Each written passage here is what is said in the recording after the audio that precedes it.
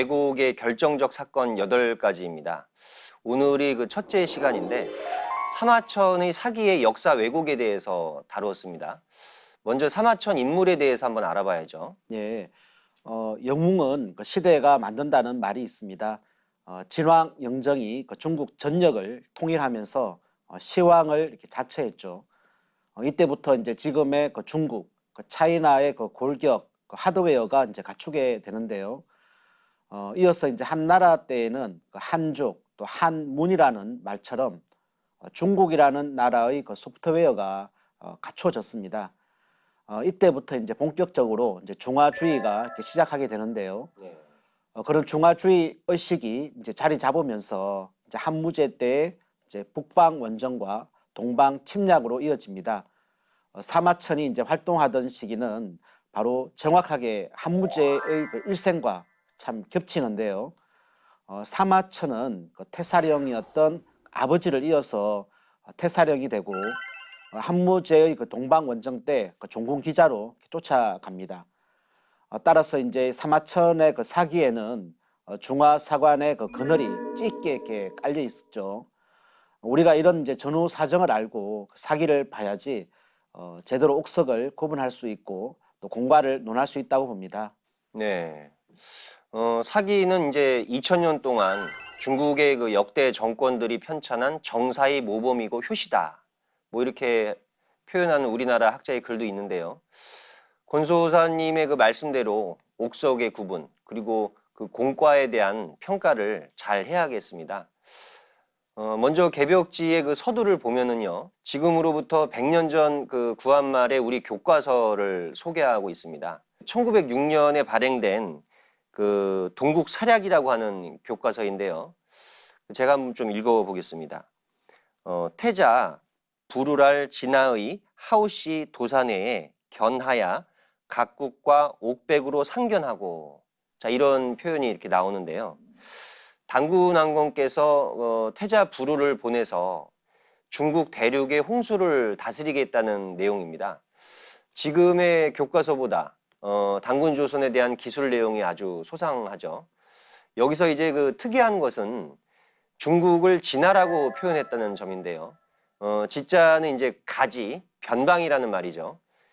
이건 이제 중국이 천자국이 아니라 우리가 천자국이라는 얘기입니다. 굉장히 자주적이죠. 그러네요. 이제 사기 속으로 들어가서 구체적인 역사 왜곡 내용을 한번 살펴볼까요? 치우 장난하니 불용제명이라.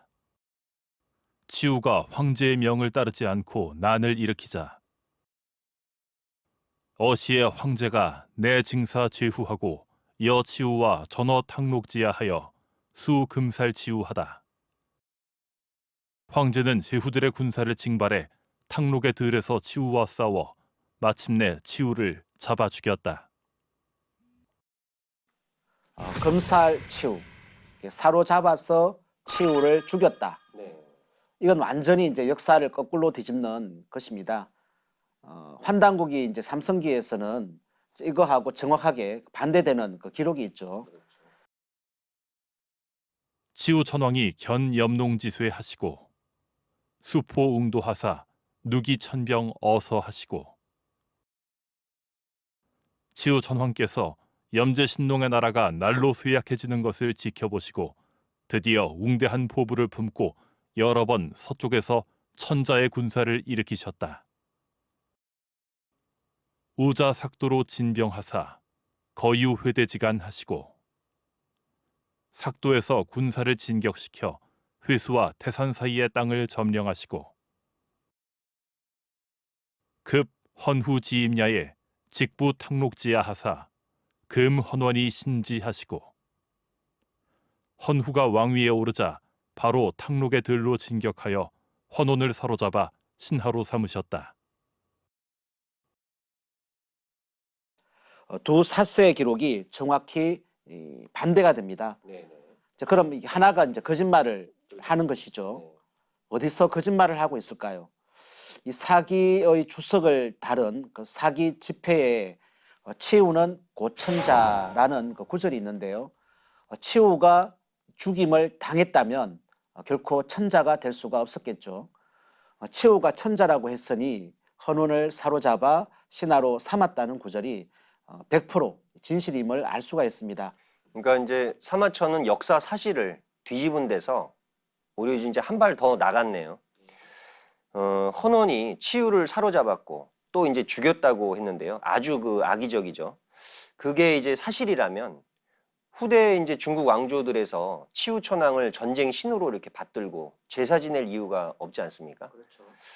사마천의 이 기록은 바로 동방 역사의 천자를 바꿔치게 해버린 것인데요. 후세의 사람들이 그 동방 역사의 뿌리 역사, 뿌리 문화를 못 찾게 만든 이건 그 문화 범죄 행위라고 볼 수 있겠습니다. 예. 또 하나 있습니다. 2096년 동안 동아시아 대륙을 다스렸던 단군 조선을 숨긴 것인데요. 사기 봉기에서는 조선의 역사에 대해 구체적으로 단 한 줄도 기록하지 않았습니다. 그러면서 이제 제후들의 역사를 기록한 속미자 세가에서 그 내용을 보면요. 어시에 무왕이 내 봉기자 어조선이나 이불신야라. 이에 무왕이 기자를 조선에 봉했으나 신하로 삼지는 않았다. 참으로 이상하죠. 기자를 조선에 봉했다는 분명한 얘기가 있는데 이거 역시 이제 허황된 거짓말 역사입니다. 문장 자체도 이제 앞뒤가 맞지도 않고요. 주나라 무왕이 기자를 봉했으면 신하가 분명한데 이제 뒤에는 신하로 삼지 않았다라고 이렇게 한 겁니다. 거짓말을 하는 과정에서 자기도 이렇게 모르게 진실을 얘기해 버린 격이 되죠. 거짓말도 거짓말답게 해야 되는데 거짓말조차도 못하는 이제 그런 격이 돼버린 겁니다. 조선에 봉했다는 이 기자의 무덤이 중국 하남성 상구 땅에 있는 건 과연 뭘 뜻할까요? 한번 우리 시청자분들께서 한번 생각해 보시고 결과적으로 이 조선 땅에 가지도 못했고 봉함도 못 받았다는 그 사실입니다. 네. 이것뿐만이 아니죠. 우리가 조선 열전에 가면은요, 또 한 줄 황당한 기록을 이렇게 만나게 되는데, 조선왕 만자 고 연인야라. 그러니까 조선왕 위만은 옛 연나라 사람이다. 이제 이렇게 표현을 했습니다. 아주 그 의도적으로 조선의 역사 첫 줄에 연나라 사람을 놓은 건데요. 이 기록은 동방 조선이 연나라 시절부터 이미 중국의 식민지였다. 이렇게 이제 그 사기 속에다가 못 박아 놓은 겁니다. 하지만은 역사 진실은 이게 아니죠. 우리가 환단고기를 보면 해모수가 북부여를 BC 239년에 세웠고요. BC 238년에는 단군 조선이 북부여로 계승됩니다. 위만은 연나라에서 단군 조선의 서쪽, 그러니까 변방에 번조선으로 망명을 했고요. 번조선 왕 기준을 내치고 번조선 지역에 이제 왕이 됩니다. 3대, 그러니까 86년의 그 기간 동안 지속을 하다가 한무제에 침입돼 망하게 되죠. 안종복의 동사 강목에서는 이렇게 표현을 하는데요. 위만은 나라를 찬탈한 도적이다 이렇게 표현을 했고요. 임시정부의 국무령을 지내셨던 석주 이상용 선생은 위만은 한 명의 강도에 불과하다고 이렇게 말씀하셨습니다.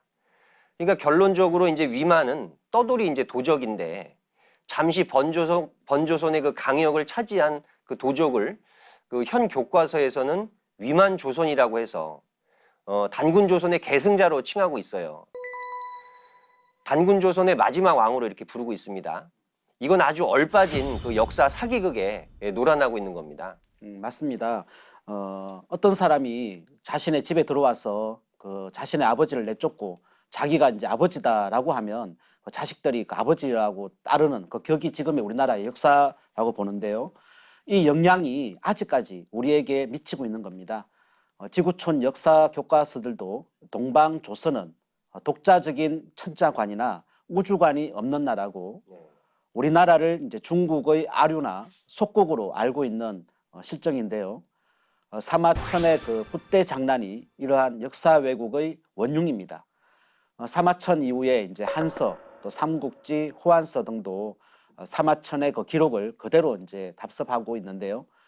이렇게 이제 세월이 흐르면서 중화사관의 그 역사 왜곡이 굳어져 버리게 됩니다. 참으로 안타까운 현실입니다. 그래서 이제 우리가 올해 이제 더욱더 이제 치열하고 뜨겁게 역사 광복 운동에 그 매진해야 될 것 같습니다. 저도 그 최근에 이제 대한사랑 그 활동하는 분들을 많이 이렇게 만나게 되었는데요.